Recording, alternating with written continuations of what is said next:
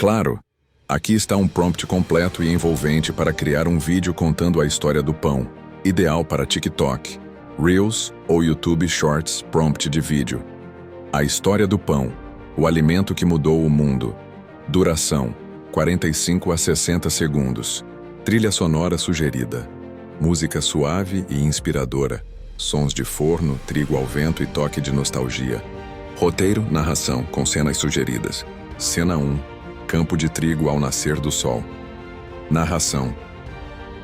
Tudo começou há mais de 10.000 anos, quando o ser humano descobriu que o trigo podia ser moído e transformado em algo mágico. Cena 2. Mãos moendo grãos com pedra antiga. Narração.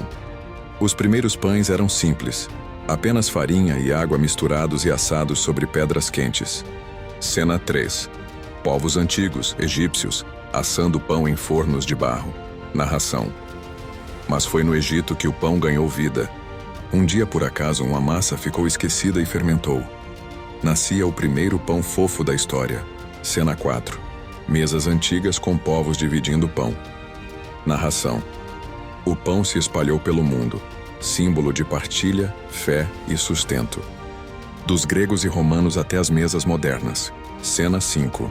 Padeiro moderno tirando pão do forno. Narração. Hoje existem milhares de tipos: francês, italiano, integral, de fermentação natural. Mas o sentimento é o mesmo pão: é amor, união e tradição. Cena 6. Família reunida tomando café da manhã. Narração. Do passado até agora, o pão continua sendo o alimento que une gerações. Um simples pedaço que conta a história da humanidade. Legendas e frases para destacar.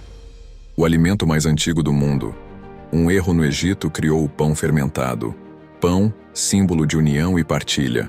Do trigo à mesa, uma história de 10.000 anos.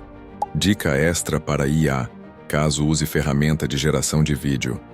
Gere um vídeo histórico e emocional mostrando a evolução do pão desde o Egito Antigo até os dias atuais, com estilo cinematográfico, cores quentes e trilha suave e inspiradora.